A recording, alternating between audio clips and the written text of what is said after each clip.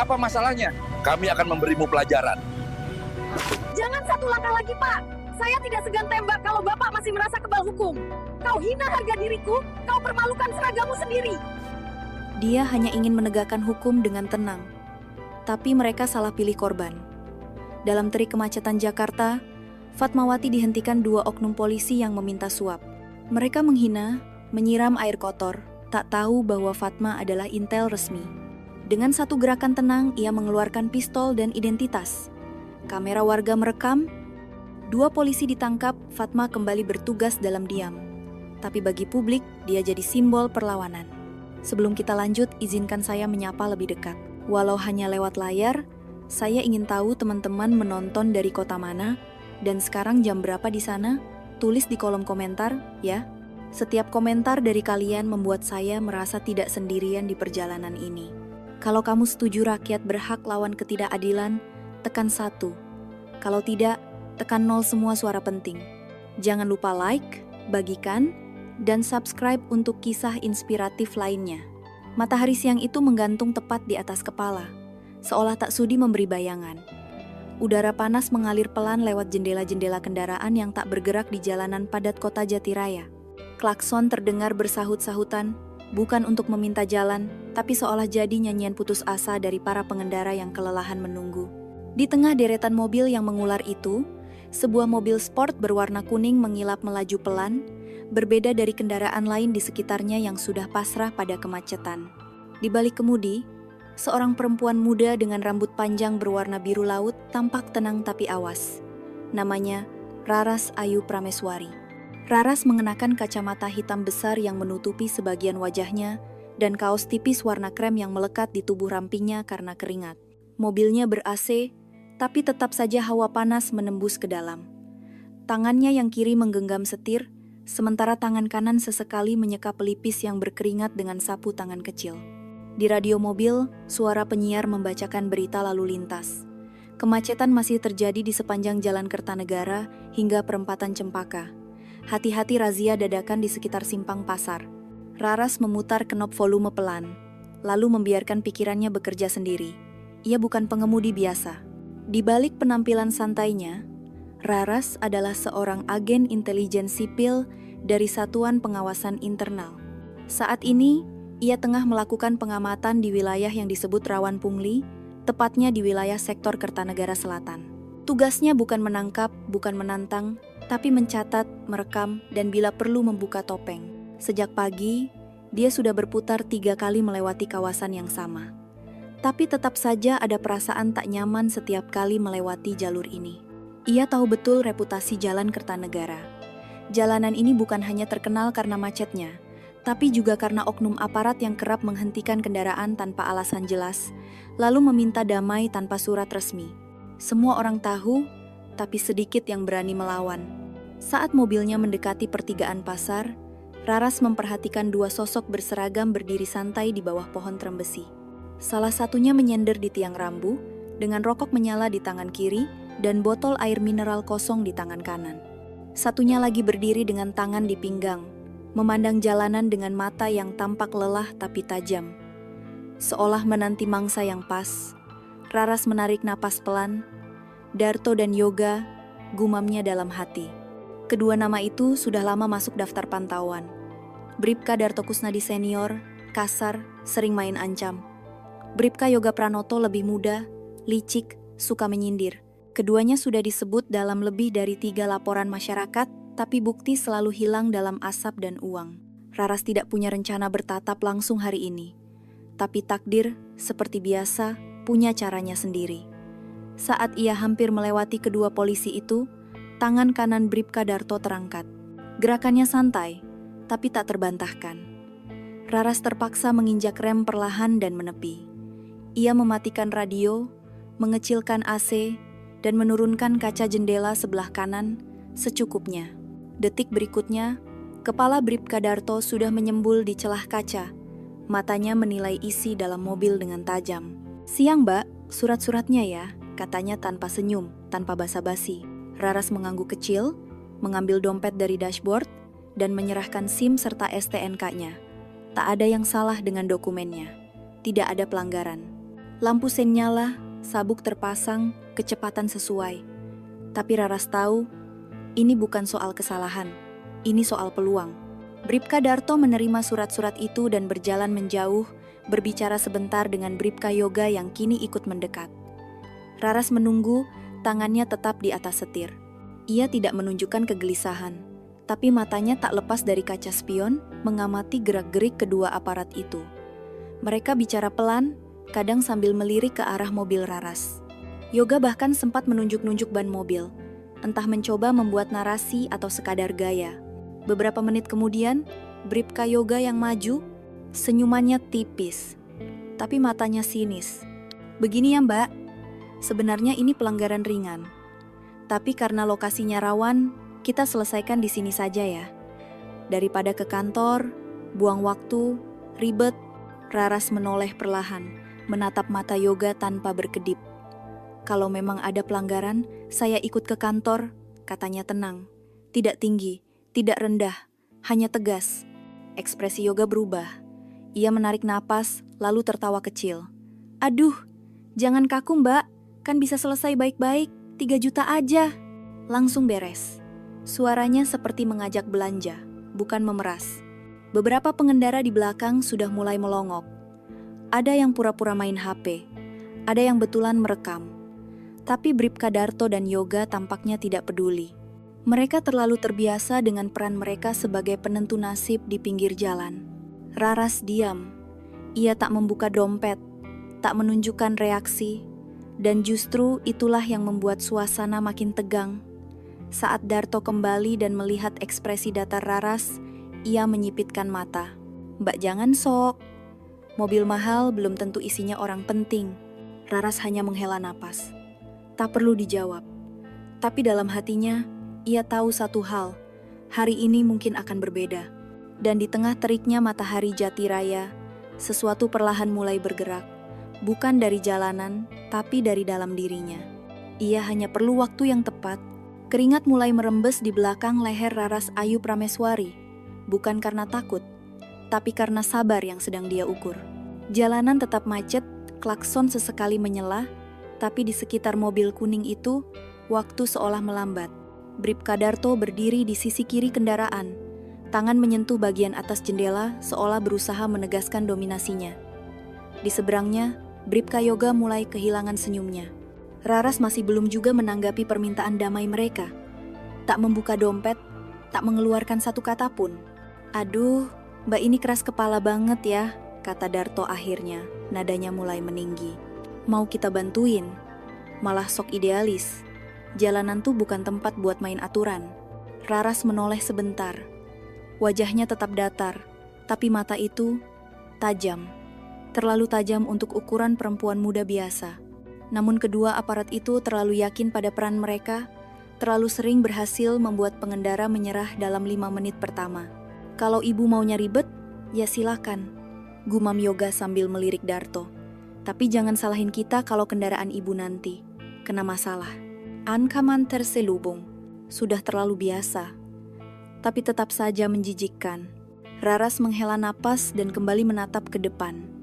Ia membuka dashboard, mengambil tisu, menyeka pelipisnya, lalu dengan tenang menutupnya kembali. Tak ada reaksi yang mereka harapkan, tak ada panik, dan justru itu yang membuat dua aparat jalanan itu mulai gelisah. Darto melangkah mundur beberapa langkah, lalu menendang ringan ban depan mobil. Mobil bagus ya, sayang kalau kena derek, ujarnya sinis. Beberapa orang di trotoar mulai melirik. Seorang ibu yang menggendong anak tampak memperlambat langkah. Seorang bapak tua di warung dekat lampu merah menghentikan sendoknya. Warga kota ini tahu pemandangan seperti ini. Terlalu sharing, topita top membuat mereka kotok nyomon. Sementara itu, Bribka Yoga melirik jam tangannya. Mungkin berharap situasi bisa selesai secepat mungkin. Ia lalu berjalan ke warung kecil tak jauh dari situ. Tanpa banyak bicara, ia mengambil ember plastik yang biasa digunakan untuk mencuci gelas. Isinya air sisa keruh, berbuih sedikit. Mungkin bekas sabun, mungkin sisa kopi. Rara sempat melihat dari kaca spion, tapi tetap tak bergerak. Yoga kembali ke sisi mobil. Biar adem dikit mbak, katanya sambil menyiramkan isi ember itu ke celah jendela yang terbuka sebagian. Air menyembur, mengenai wajah dan rambut Raras, membasahi kaos dan bagian dalam mobil. Tertawa. Kedua aparat itu tertawa puas. Darto menepuk bahu Yoga, bangga akan kreativitas rekannya. Tapi tawa itu segera mati. Raras tetap diam. Ia hanya mengedip perlahan, lalu menyeka wajahnya dengan tisu kering terakhir yang ia miliki. Tidak ada makian, tidak ada kemarahan, hanya ketenangan yang kini berubah jadi dingin. Sangat dingin, seseorang dari seberang jalan mulai merekam secara terang-terangan. Seorang pengendara motor diam-diam menekan tombol live di aplikasinya. Tapi Darto dan Yoga belum menyadari. Mereka terlalu menikmati perasaan menang sesaat. "Udah Maka, mau damai atau gimana?" tanya Darto, masih dengan nada menang. Raras membuka kaca lebih lebar. Suaranya keluar tenang, tapi sangat jelas. "Saya tidak melakukan pelanggaran. Jika ingin memproses, silakan bawa saya ke kantor." "Hening Sainak." Yoga membuka mulut, lalu menutupnya kembali. Darto melangkah maju, suaranya mulai tinggi. "Jangan mentang-mentang bawa mobil mahal terus ngerasa suci. Jangan ajari saya hukum ya." "Oh, tapi Bapak yang seharusnya tahu hukum. Bukan saya," jawab Raras, kali ini dengan nada sedikit lebih kuat. Ucapan itu seperti tamparan telak. Beberapa warga di sekitar menahan napas. Ada ketegangan yang mulai tercium di udara. Sesuatu yang tidak biasa. Darto menggeram, lalu menendang pintu mobil sekali lagi. "Kamu susah diajak baik-baik, jangan salahkan kalau nanti kamu susah sendiri." Dari dalam mobil, Raras membuka ponsel, mencatat waktu dan lokasi. Ia tak merekam, hanya mencatat. Tapi itu cukup membuat Yoga mulai merasa tak nyaman. "Mbak, jangan main rekam-rekam ya," ucapnya sambil mencoba merebut ponsel. Raras mengangkat tangan kiri, menahan gerakan itu. "Saya tidak merekam, saya hanya mencatat. Hak saya sebagai warga negara." Kali ini, warga yang tadinya diam mulai berbisik-bisik. Beberapa mulai mengangkat ponsel mereka lebih tinggi. 1-2 komentar terdengar samar. "Siapa sih dia? Berani banget." Situasi berubah, perlahan. Darto melihat sekeliling. Yoga juga. Mereka sadar bahwa mereka tidak lagi sendiri di ruang tertutup. Ini ruang publik, dan mereka sedang disaksikan. "Udah ah, kita bawa ke kantor aja," gumam Yoga, mencoba mengalihkan. Tapi Raras lebih cepat. Ia menatap lurus, menekan tombol di ponselnya, dan berkata pelan, "Saya akan kirimkan laporan ini ke divisi Propam." Dan itu kukup. Keduanya saling menatap. Untuk pertama kalinya, ada keraguan di wajah mereka. Biasanya, mereka bisa menekan siapa saja. Tapi hari ini, seseorang tak gentar. Raras menyandarkan tubuhnya ke kursi. Bajunya masih basah. Matanya tajam. Dan ia tahu, permainan baru saja dimulai. Di luar, udara masih panas. Tapi sekarang, suhu emosi yang mendidih jauh lebih menyengat. Suara klakson tak lagi terdengar seperti keluhan, melainkan jadi gema jauh yang tenggelam dalam kegaduhan batin Raras. Ia tetap duduk di balik kemudi, tubuhnya sedikit menegang tapi wajahnya datar. Air kotor yang tadi disiram Bribka Yoga sudah mengering sebagian, menyisakan noda dan aroma sisa sabun basi yang menusuk.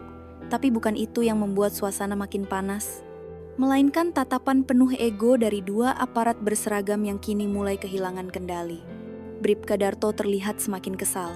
Sorot matanya mulai liar, langkah kakinya cepat dan tak beraturan, seperti seseorang yang tak biasa diabaikan. Ia berjalan memutari mobil Raras 2 kali, lalu berhenti di sisi pengemudi. Tangannya mengetuk-ngetuk kap mobil keras-keras. Mobil kayak begini biasanya punya anak manja. Pasti dikasih orang tua. Sok kuat, padahal cuma modal tampang. Ejeknya. Raras tak bereaksi.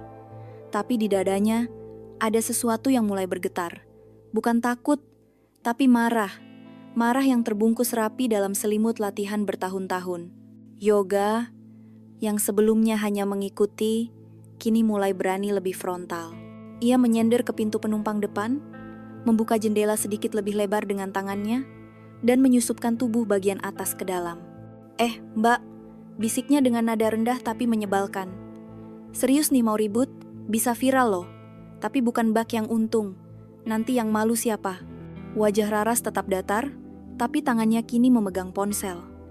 Ia tidak mengangkatnya, tidak merekam, hanya siap. Ia tahu, eskalasi seperti ini bisa berbahaya. Dan orang yang merasa kuasanya diganggu akan lebih nekat daripada yang lapar uang. Di luar, suara tawa kecil dari Darto terdengar seperti letupan kecil dari bara dalam tanah. Mungkin perlu kita ajak ke pos belakang, biar ngobrol lebih santai. Raras menatapnya kali ini langsung. Tatapannya tidak kasar, tidak keras, tapi penuh perhitungan. Seolah sedang membaca arah angin sebelum menarik pelatuk. Dalam kepalanya, Raras menghitung menit, kemungkinan, jalur keluar, dan dampak. Ia tahu, tidak bisa sembarangan menekan tombol darurat. Tapi ia juga tahu, menunda lebih lama bisa menimbulkan risiko lain. Beberapa warga kini benar-benar berhenti. Ada yang berdiri di trotoar, ada yang membuka kaca mobil. Kamera ponsel mulai terangkat lebih terang-terangan. Tapi dua aparat itu masih belum benar-benar sadar. Mereka masih sibuk dengan peran lama, pemilik jalanan. "Mbak tahu nggak?" kata Darto sambil menendang ban belakang. "Orang-orang kayak Mbak ini yang bikin kami kerja 2 kali. Sok pinter, sok tahu hukum, padahal kosong. Coba aja sekali-kali ke kantor. Lihat gimana proses beneran. Belum tentu kuat. Kalau begitu, ayo ke kantor," sahut Raras tenang. "Saya tunggu surat resmi, saya ikut." Ucapan itu seperti sumbu yang menyulut api di dada Darto. Ia melangkah maju, mendekat ke jendela, suaranya naik 1 oktav. "Jangan ngajarin saya kerja," bentaknya. "Kamu pikir kamu siapa?" Suara bentakan itu membuat beberapa warga tersentak. Seorang pengemudi ojol menurunkan masker dan berkata pelan, "Gila, galak amat tuh polisi."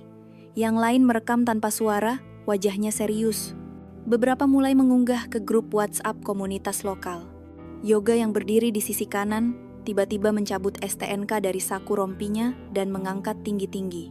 "Karena Mbak nggak kooperatif, mobil ini kami tahan," katanya sambil melambaikan surat itu. "Tahan pakai surat apa?" tanya Raras tenang. "Mana buktinya? Mana formnya?" Yoga tampak bingung sesaat. Lalu, untuk menutupi itu, ia maju dan meraih gagang pintu. Raras segera menekan tombol lock dari dalam. Klik, pintu terkunci. Situasi mendadak kaku. Darto melotot. Yoga mundur setengah langkah. Raras menyalakan wiper, membersihkan sisa air di kaca depan. Gerakan kecil, tapi menunjukkan bahwa dia tetap tenang dan memegang kendali. Di dalam, ponselnya bergetar. Sebuah pesan singkat dari nomor terenkripsi masuk. "Masih aman? Koordinatmu terbaca. Siaga." Ia hanya menatap pesan itu 1 detik, lalu menghapusnya. Belum saatnya meminta dukungan, belum saatnya menarik perhatian instansi. Misi ini bukan tentang mempermalukan aparat, tapi membuktikan bahwa sistem bisa dibenahi dari dalam. Namun di luar, situasi mulai melampaui garis. Bribka Darto kini terlihat benar-benar kehilangan kendali. Ia membuka sepatu dan melemparkannya ke arah spion mobil. Spion goyang sedikit tapi tak patah. "Bangsat!" makinya pelan tapi penuh tekanan. Raras menutup kaca sepenuhnya. Di luar, wajah-wajah yang menonton mulai berubah. Bukan hanya penasaran, tapi prihatin. Seorang ibu yang berdiri membawa keranjang sayur berkata pelan ke suaminya, "Itu anak cewek, kok disiksa gitu, ya?" Dan kemudian, dari arah pasar, datang seorang laki-laki parubaya dengan kaos oblong dan topi lusuh. Ia menghampiri kerumunan dan bertanya lirih, "Itu, yang di mobil kuning? Bukan dia yang waktu itu nangkep preman di terminal?" Bisik-bisik menyebar, Raras belum tahu, tapi awan sudah mulai bergerak. Darto dan Yoga masih merasa tak tersentuh, kini sibuk berdiskusi pelan sambil menunjuk ban mobil. "Gembosin aja, biar nggak bisa jalan," gumam Yoga. Darto mengangguk, tapi belum sempat melangkah, seorang warga berseru, "Pak, mobilnya direkam loh, udah live." Keduanya menoleh cepat, dan baru kali ini mereka melihat betapa banyak kamera yang terangkat. Bukan 1, bukan 2, tapi hampir selusin. Dan Raras tahu, momen itu adalah titik balik. Waktu seolah diam di Jalan Kertanegara siang itu, udara masih panas, mesin-mesin kendaraan tetap menggeram dalam antrean macet, tapi semua perhatian kini tertuju pada satu titik. Mobil sport kuning dengan perempuan muda berambut biru yang duduk tenang di balik kemudi, dan 2 aparat berseragam yang mulai kehilangan kendali. Bribka Darto melirik ke sekeliling. Ia baru menyadari Terlalu banyak ponsel terangkat. Beberapa bahkan menyebut namanya secara langsung dalam siaran langsung Instagram atau TikTok. Ketika suara live terdengar, sesuatu dalam dirinya mulai retak. Rasa kuasa yang biasanya membuatnya berdiri tegak, kini perlahan berubah jadi cemas. "Yoga," katanya pelan, memanggil rekannya yang berdiri di sisi lain mobil.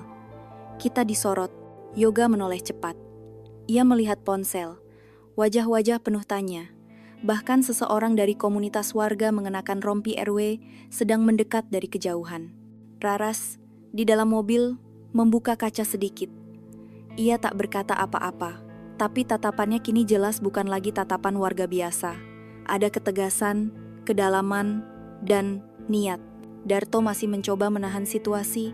"Sudah, kita akhiri saja. Kita tinggalin," bisiknya ke Yoga.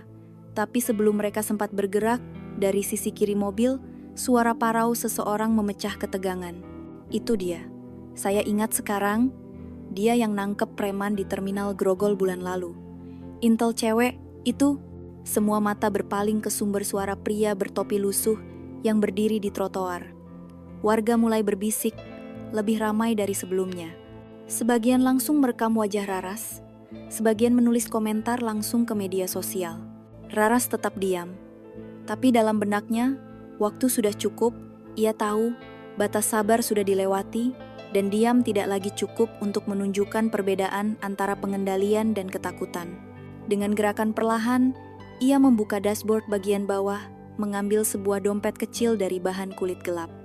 Di dalamnya, bukan uang, bukan kartu kredit, melainkan kartu identitas operasi. Ia keluarkan, lalu letakkan di dashboard, tepat di bawah pantulan cahaya, agar bisa terlihat dari luar. Darto yang melihatnya langsung melangkah maju. Ia menyipitkan mata, membaca cepat kartu itu, lalu mundur setengah langkah. Yoga menyusul, menunduk melihat, lalu wajahnya berubah. Warna merah pada kartu itu bukan kartu biasa, hanya anggota operasi sipil dari lembaga pusat yang memilikinya. Valid, sah, dan punya wewenang lebih tinggi dari petugas lapangan biasa. "Ini, bohong ya?" kata Yoga pelan, mencoba menyangkal. Raras membuka kaca sepenuhnya kali ini. Suaranya tetap rendah, tapi tak bisa dibantah. "Kalau kalian masih ingin melanjutkan, silakan. Tapi semua yang kalian lakukan sejak tadi sudah terekam. Bukan oleh saya, tapi oleh warga. Dan itu cukup." Darto terdiam. Ia tahu posisinya terbalik total. Dan di matanya, bukan hanya rasa takut, tapi juga rasa malu yang menusuk. Beberapa warga mulai bersorak pelan. Bukan dalam euforia, tapi dalam bentuk dukungan. Ada seseorang yang berkata, "Akhirnya ada juga yang berani lawan." Yang lain berbisik, "Semoga ini bikin atasannya buka mata." Tapi drama belum berakhir. Yoga mencoba pendekatan baru.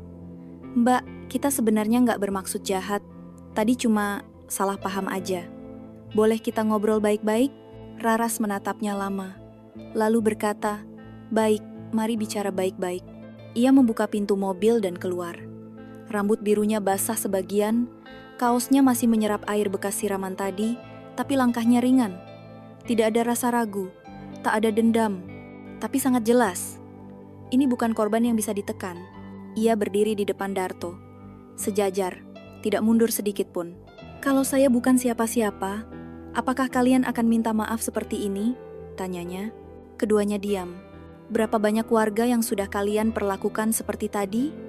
Yang tidak punya bukti, tidak punya kuasa, hanya bisa diam atau membayar?"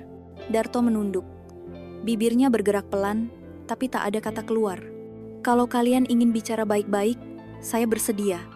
Tapi bukan di sini. Saya sudah kirim laporan. Tim pengawasan akan datang, dan kita akan bicarakan semuanya di tempat yang sesuai." Suasana mendadak hening lagi. Seperti sebelum badai turun, Raras mengaktifkan sinyal darurat di ponselnya bukan untuk minta bantuan, tapi untuk menandai lokasi final. Ia tahu, dalam waktu kurang dari 20 menit, akan ada tim dari divisi Propam atau Satuan Pengawasan Internal yang datang. Darto mengangkat tangan setengah, seolah ingin mengatakan sesuatu, tapi yang keluar hanya satu kata, "Maaf." Raras mengangguk pelan, tapi bukan sebagai pengampunan, hanya pengakuan bahwa ia mendengar. Beberapa warga mendekat. Ada yang menawarkan tisu, Seorang ibu memberikan air minum dalam botol. Seorang remaja menyodorkan powerbank sambil berkata, "Mbak, baterai HP-nya cukup nggak?" Itu yang membuat mata Raras nyaris berkaca. Bukan karena rasa terharu, tapi karena harapan. Bahwa di balik diamnya masyarakat selama ini, ada keberanian yang hanya perlu sedikit percikan untuk menyala. Sambil menunggu, Raras berdiri tenang. Ia tidak menelpon, tidak mengumpat. Ia hanya memandangi jalanan yang dulu selalu tampak netral, kini terasa berbeda. Jalanan yang menjadi saksi diam dari ketidakadilan sehari-hari, hari ini menjadi tempat lahirnya perubahan kecil. Dan meski panas masih menyengat, Raras tidak merasa sendiri lagi. Kerumunan di sekitar mobil kuning itu makin padat. Jalan Kertanegara tetap macet, tapi kini bukan hanya karena volume kendaraan, melainkan karena rasa ingin tahu. Warga, pengemudi ojol, pedagang kaki lima, dan bahkan beberapa pengurus RT setempat berdiri memperhatikan dari balik kaca helm, jendela mobil, dan layar ponsel mereka masing-masing. Sesuatu sedang terjadi. Sesuatu yang jarang mungkin belum pernah mereka lihat sebelumnya. Raras Ayu berdiri tegak di samping mobilnya. Rambut birunya yang masih basah melekat di pipi. Kaosnya yang semula terang, kini tampak kusam oleh air kotor. Tapi postur tubuhnya tidak goyah. Ia tak perlu berseru, tak perlu berteriak. Keheningan di wajahnya justru menebar pengaruh lebih kuat daripada kata-kata. Di seberangnya, Bribka Darto Kusnadi mulai kehilangan warna wajah. Bibirnya sempat mencoba menyunggingkan senyum, tapi gagal. Tubuhnya tegap, tapi matanya menyiratkan kegamangan. Ia bukan lagi sosok penguasa pinggir jalan seperti sejam lalu. Dunia sekitarnya berubah. Bahkan hawa udara pun terasa menekan. Bribka Yoga Pranoto berdiri setengah langkah di belakang rekannya. Ia lebih muda, tapi justru lebih gelisah. Tangannya memegang STNK milik Raras, tapi sekarang, kertas itu seperti membakar telapak tangannya sendiri. Raras melangkah maju perlahan. Hanya 2 langkah. Tapi langkah itu cukup membuat kerumunan sunyi. Ia mengeluarkan sesuatu dari balik dashboard sebuah lencana kecil berwarna hitam dengan pinggiran perak, lambang resmi dari Satuan Intelijen Sipil. Semua mata mengbelalak. Raras mengangkatnya setinggi bahu, cukup untuk dilihat oleh Darto, Yoga, dan warga sekitar. Lalu, dengan tenang, dia bicara, "Saya Raras Ayu Prameswari, petugas intelijen sipil, nomor registrasi 903 INTL, surat tugas aktif berlaku, semua interaksi sejak 10 menit lalu telah saya laporkan ke pusat." Although, seperti bom meledak dalam keheningan. Darto langsung mundur 2 langkah. Yoga menjatuhkan STNK ke aspal. Beberapa warga bersorak pelan, sebagian lagi hanya berkata, "Astagfirullah, gila, ternyata beneran." Raras tidak bergerak. Ia biarkan kesadaran itu menembus perlahan ke otak 2 aparat di hadapannya. Biarkan rasa takut menyusup tanpa paksaan. Ia sudah terlalu sering menyaksikan wajah-wajah seperti itu. Tapi tak pernah selezat ini bukan karena dendam, tapi karena keadilan akhirnya menampakkan bentuknya. Aku nggak tahu mbak, gumam Yoga. Suaranya kecil seperti anak kecil tertangkap basah. "Kamu tahu," jawab Raras. "Kamu tahu persis apa yang kamu lakukan. Dan kamu sudah terbiasa melakukannya. Hari ini saja kamu salah target." Darto tampak seperti hendak bicara. Tapi yang keluar hanya desahan napas pendek. Ia mencoba mendekat, tapi langkahnya ragu. "Bapak sudah menendang kendaraan saya, menyiram saya dengan air limbah, menyita surat kendaraan tanpa alasan. Itu bukan hanya pelanggaran etik, itu kriminal." Kerumunan makin ramai, ada yang bertepuk tangan, ada yang merekam lebih dekat. Salah satu remaja menyiarkan langsung lewat Instagram dengan caption, "Akhirnya aparat pungli kena batunya, lihat cewek ini, Jati Raya berani." Raras melihat arloji digital di pergelangan tangan kirinya. Sudah 18 menit sejak dia mengirim koordinat lokasi. Itu artinya, dari ujung jalan, suara mesin mobil terdengar berbeda dari kendaraan sipil biasa. Sebuah mobil hitam berpelat nomor dinas tanpa logo institusi berhenti pelan di tepi jalan. 3 orang turun, 2 pria berbatik lengan panjang, dan 1 wanita berseragam lengkap, mengenakan tanda pengenal, profesi, pengamanan. Darto dan Yoga langsung membeku. Raras memberi isyarat kecil dengan dagunya ke arah mereka. Petugas propam mendekat tanpa banyak bicara. Mereka mengenali wajah Raras, Memberikan salam hormat singkat. Identifikasi dan tindak sesuai prosedur, kata Raras pelan. Petugas wanita mendekati Darto, lalu dengan tenang tapi tegas berkata, "Saudara Bribka Darto Kusnadi, Anda diminta untuk tetap di tempat. Tindakan Anda telah terekam dan dilaporkan secara resmi." Yoga hanya sempat berkata, "Tunggu, saya cuma ikut." Dan ikut berperan. Potong petugas pria. 2 pasang borgol dikeluarkan. Di hadapan puluhan warga, 2 aparat itu diborgol dan diminta berdiri menyamping mobil Raras. Tidak ada kekerasan, tidak ada drama. Tapi justru karena itulah momen itu lebih mengguncang. Beberapa warga mulai menangis. Seorang ibu menutup mulutnya dengan tangan, matanya berkaca. Akhirnya ada yang berani. Raras menatap semua itu dengan tenang. Tapi di dalam dadanya, ada sesuatu yang bergerak. Bukan kebanggaan, bukan kepuasan, tapi beban yang akhirnya bisa sedikit terangkat. Petugas membaca surat penahanan sementara. Darto menangis pelan. Yoga tidak sanggup menatap siapapun. Raras menoleh ke arah warga. "Terima kasih untuk kalian yang merekam. Terima kasih karena tidak diam." Ia tidak bicara lama.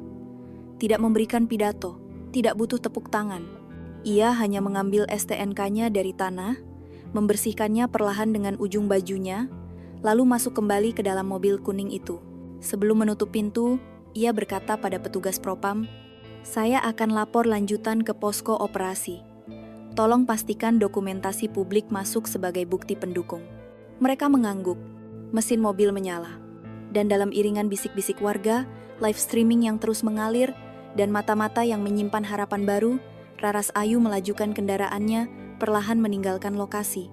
Tapi ia tahu bukan hanya 2 aparat itu yang berubah hari ini. Tapi sesuatu di dalam kepala banyak orang telah bergeser. Bahwa tak selamanya yang bersuara akan dipadamkan. Bahwa diam tak selalu aman. Dan bahwa keberanian itu menular. Hari itu belum berakhir, tapi sesuatu di kota Jatiraya telah berubah. Jalan Kertanegara yang biasanya penuh dengan teriakan klakson dan suara razia palsu, kini dibanjiri bisikan. Nama Raras Ayu Prameswari bergaung di grup WhatsApp komunitas, timeline media sosial, dan bahkan meja warung kopi. Rekaman yang berdurasi 2 menit menampilkan Raras menahan intimidasi 2 aparat, lalu melaporkannya dengan tenang, telah dibagikan ribuan kali. Tagar, Jatiraya berani melesat ke posisi teratas di Twitter Indonesia. Di TikTok, potongan wajah Raras saat menunjukkan identitas intel disertai caption perempuan yang diam, tapi menghukum dengan bukti mencapai lebih dari 1 juta tayangan dalam 3 jam. Beberapa akun gosip bahkan mulai menyebarkan spekulasi identitas dan latar belakangnya. Namun, di sebuah posko kecil milik Satuan Operasi Pengawasan Internal, jauh dari keramaian, Raras hanya duduk diam di ruang briefing. Kaosnya sudah diganti. Rambutnya masih basah, tapi wajahnya bersih. Di hadapannya, layar komputer menampilkan 42 laporan warga yang masuk dalam waktu 2 jam terakhir, semuanya berkaitan dengan oknum aparat jalanan di wilayah Jatiraya. Komandan Posko Pak Surya, pria parubaya dengan suara rendah dan mata lelah, masuk ke ruangan sambil membawa 2 map tebal. "Sudah kulihat semua tayangannya," katanya, tanpa basa-basi. "Kamu bikin gempa kecil hari ini?" Raras tak menjawab. Ia hanya membuka salah satu map, membaca ringkasan kejadian yang ditulis tangan oleh petugas propam. "Gempa kecil bisa jadi tsunami," lanjut Pak Surya, kali ini duduk di kursi seberangnya. "Dan kamu ada di tengah pusaran?" "Aku tidak berniat viral," jawab Raras pelan. "Aku tahu," balas Pak Surya. "Tapi publik tidak peduli niatmu. Mereka butuh simbol. Dan hari ini kamu jadi itu." Raras menatap layar. Salah satu laporan menyebutkan nama Bribka Darto dan Yoga dalam razia ilegal 2 minggu lalu dengan modus yang sama. Tapi tak satu pun korban melapor resmi. Mereka hanya curhat di media sosial, lalu menghapus. "Aku cuma melakukan tugas," gumamnya. Menolak diam bukan tindakan heroik. Pak Surya menyandarkan punggung. "Tapi kamu juga tahu ini tidak akan berhenti di sini. Akan ada reaksi. Dari atas, dari samping, bahkan dari dalam." Raras tahu. Ia tahu akan ada rapat darurat. Akan ada tekanan dari atasan-atasan yang tak ingin aib internal diumbar. Mungkin akan ada surat pemindahan tugas. Atau penonaktifan sementara. Dan anehnya, ia tak merasa takut. Yang ia rasa justru kosong. Seperti seseorang yang baru saja selesai berlari jauh dan hanya ingin duduk sebentar. Ponselnya bergetar. Notifikasi pesan masuk bertumpuk. Sebagian dari nomor tak dikenal, sebagian dari rekan lama. Satu pesan menarik perhatiannya. Terima kasih sudah mewakili kami semua yang pernah diam. Nomor tidak dikenal. Ia membaca pesan itu 2 kali, lalu menutup layar. Di luar, malam mulai turun. Lampu-lampu jalan menyala, menyiramkan cahaya kuning ke aspal yang masih panas. Kota Jatiraya tidak tidur, tapi kali ini suaranya berubah, lebih pelan, lebih menunggu. Sementara itu, di kantor pusat kepolisian sektor selatan, meja biro hukum mulai sibuk. Laporan propam resmi masuk, lengkap dengan bukti rekaman warga dan identifikasi Raras. Beberapa petinggi saling menelepon, membicarakan dampak dan kerusakan citra institusi. Ada yang mendukung tindakan Raras. Ada yang geram. Di salah satu layar CCTV ruang pengawasan, petugas jaga memperbesar wajah Raras dari tayangan video warga. Siapa sih sebenarnya cewek ini? Gumamnya. Tapi tak ada yang menjawab. Karena jawabannya bukan soal siapa dia, tapi tentang apa yang dia wakili. Tengah malam, Raras duduk sendirian di teras belakang posko. Suara jangkrik bercampur suara kipas angin tua di atas kepala. Ia memegang cangkir teh panas yang sudah setengah dingin. Di pangkuannya, sebuah map hitam berisi salinan laporan lengkap tentang kejadian tadi siang. Ia membuka halaman terakhir tanda tangan dirinya sendiri. Tanggal, jam, dan lokasi. Semua sudah tercatat. Dan untuk pertama kalinya, dia merasa laporannya tidak akan langsung tenggelam di rak arsip. Suara langkah mendekat. Pak Surya, besok pagi kamu diminta hadir ke rapat koordinasi pusat, katanya. Raras menoleh, tanpa terkejut. Biasa. Rapat seperti biasa? Tanyanya. Biasa. Tapi akan ada tamu dari luar instansi. Raras mengangguk pelan. Ia tahu maksudnya. Media, perwakilan hukum, atau bahkan tim etik eksternal. Kalau kamu mau tarik diri, masih bisa. Lanjut Pak Surya. Aku bisa gantikanmu. Raras tersenyum tipis. Kamu tahu aku nggak pernah tarik diri? Bahkan saat aku nggak ngerti kenapa harus terus. Pak Surya tertawa pelan. Ya, tapi kali ini kamu mengerti. Dan itu yang membuatnya lebih berat. Hening mengisi ruang antara mereka. Tapi bukan hening canggung. Hening yang mengandung pengakuan bahwa jalan yang dipilih tidak mudah, tapi benar. Sebelum masuk kembali ke ruangannya, Raras berkata pelan. Kalau mereka tanya, kenapa aku lakukan itu? Jawab saja. Karena sudah terlalu lama kita membiarkan ketidakadilan terjadi di siang bolong dan pura-pura tidak lihat. Pak Surya hanya menepuk bahunya, lalu meninggalkan Raras dengan malam yang masih menggigil, meski tanpa hujan. Pagi di Jatiraya selalu datang terburu-buru, tapi pagi ini kota itu bangun dalam suasana yang berbeda. Tidak ada suara knalpot memekakan telinga, tidak ada oknum berseragam berdiri sembarangan di persimpangan. Yang ada hanya baliho darurat bertuliskan hormat untuk keberanian ditempel di tiang-tiang jalanan. Wajah Raras Ayu terpampang besar di layar utama stasiun televisi nasional.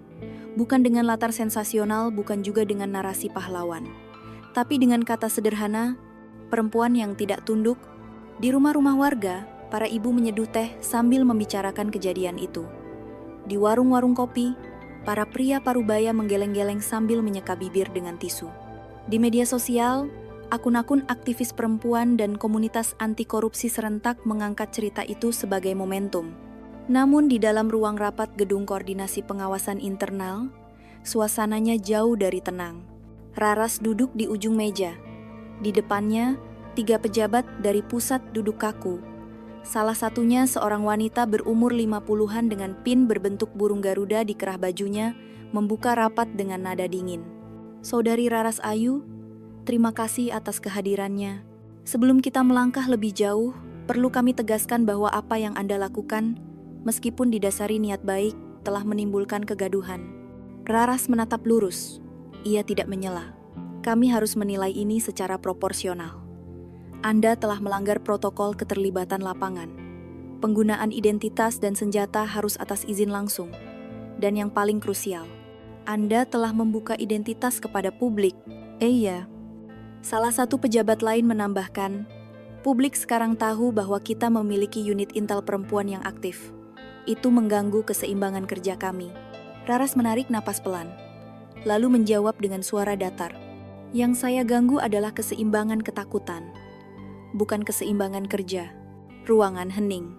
Pak Surya yang duduk di sisi belakang sebagai pengamat mencatat sesuatu di kertas kecilnya tapi tidak bicara. Saya tidak membocorkan identitas. Saya hanya menolak dibungkam. Sementara itu, di luar gedung, sekelompok warga telah berkumpul. Tidak banyak, hanya sekitar 20 orang ibu rumah tangga, mahasiswa hukum, beberapa jurnalis lokal. Mereka membawa poster bertuliskan, "Kami bersama Raras. Keberanian bukan pelanggaran.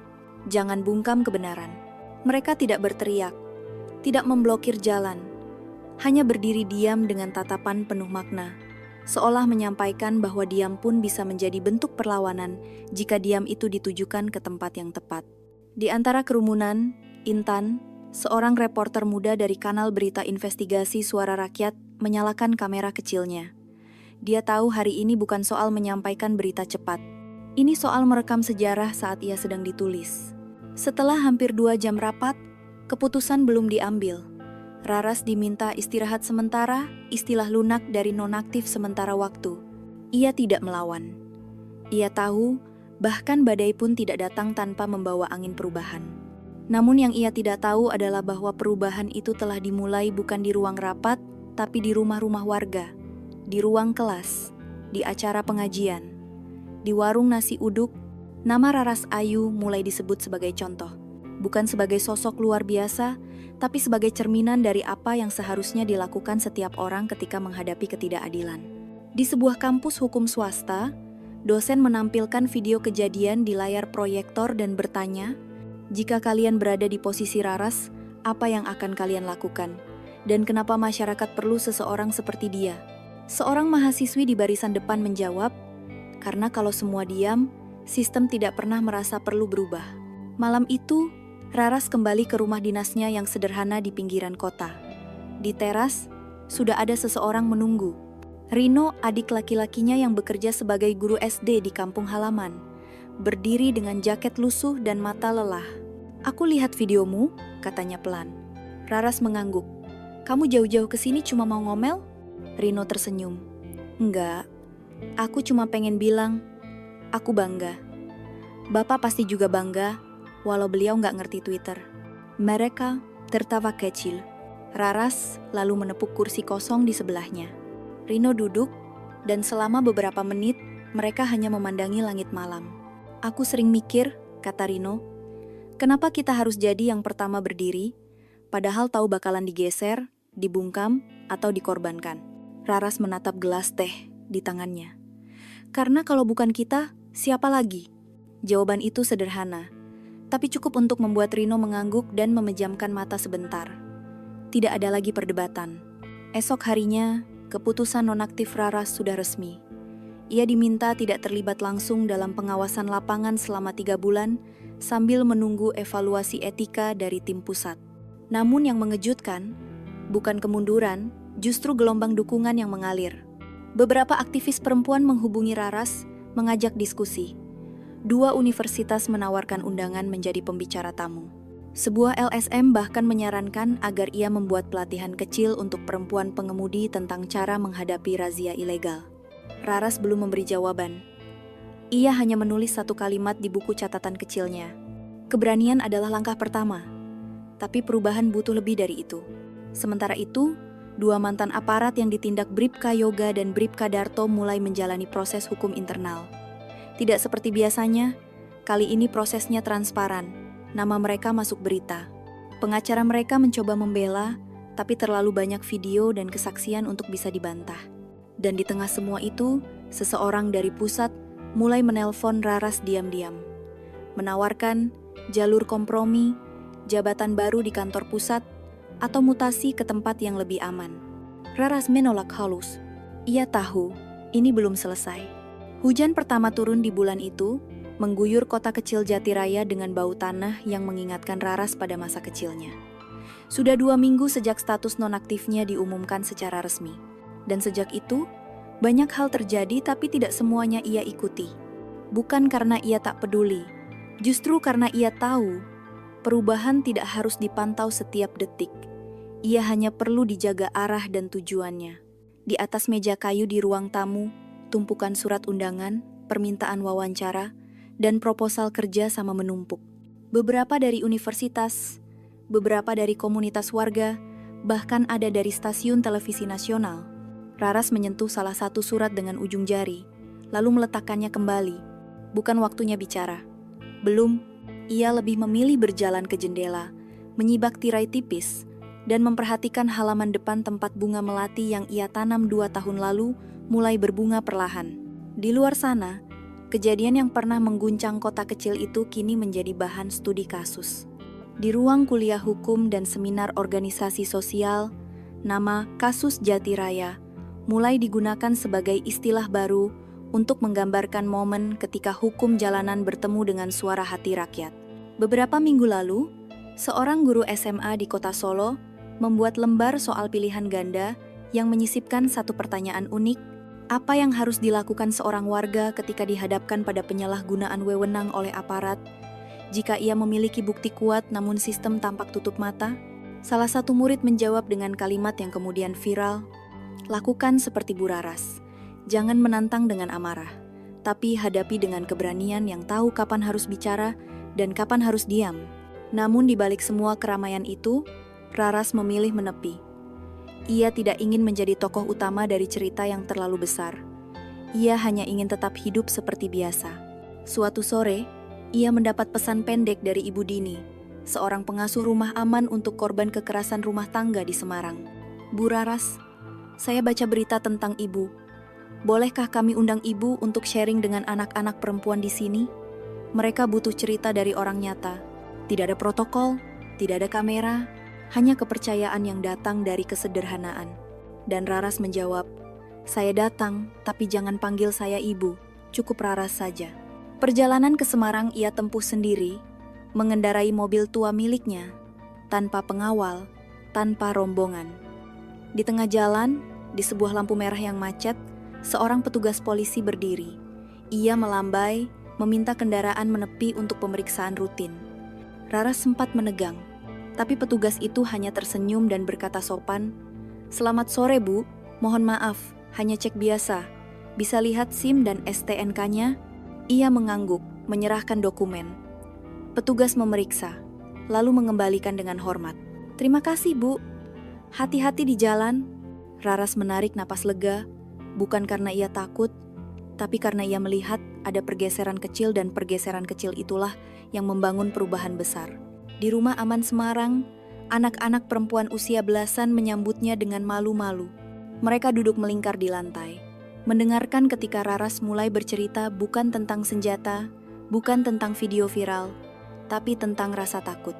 "Keberanian bukan soal tidak takut," katanya, "tapi tentang tetap berjalan. Meski takut masih ada." Seorang gadis berusia 14 tahun mengangkat tangan. Suaranya nyaris tak terdengar. "Bu Raras, saya sering takut untuk bilang tidak, karena takut dianggap kurang ajar. Atau dimusuhi." Raras tersenyum lembut. "Saya juga pernah begitu, tapi waktu akan menunjukkan bahwa setiap kali kamu berani berkata tidak pada ketidakadilan, kamu sedang berkata ya, pada harga dirimu sendiri." Beberapa hari kemudian, Raras kembali ke Jatiraya. Ia tidak lagi dihampiri wartawan, tidak lagi disebut-sebut di berita utama. Publik sudah pindah ke isu lain, kasus lain, sosok viral baru, dan ia justru merasa tenang. Karena itu artinya, ia bisa kembali menjadi orang biasa. Namun ada satu perubahan kecil. Di perempatan jalan tempat dulu ia dicegat, kini berdiri sebuah mural sederhana di tembok ruko kosong. Mural itu menggambarkan seorang perempuan berjaket abu-abu, berdiri diam dengan satu tangan menunjuk ke depan. Di bawahnya hanya tertulis, "Berani karena benar, RE." Di kantor pusat Jakarta, evaluasi terhadap Raras akhirnya rampung. Surat pemanggilan disiapkan. Tapi sebelum dikirim, Direktur Pengawasan Internal seorang pria tua berhati jernih menulis satu catatan di pojok memo, "Perempuan ini tidak melanggar. Ia hanya lebih dulu dari zamannya." Dan surat itu tidak pernah dikirim.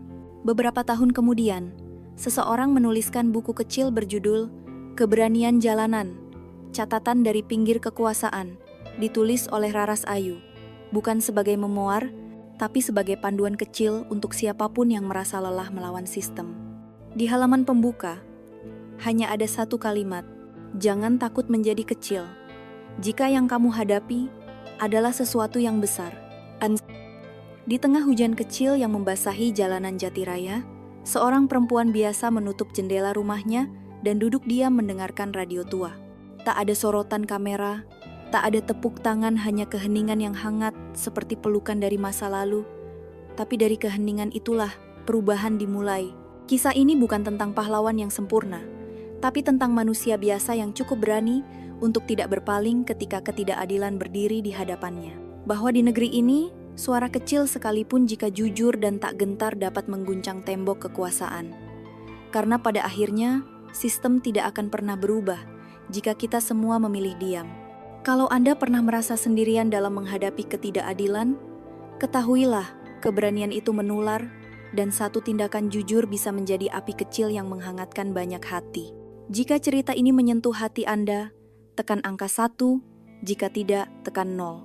Tapi jika menurut Anda ada seseorang di luar sana yang membutuhkan secercah keberanian seperti ini, bagikanlah.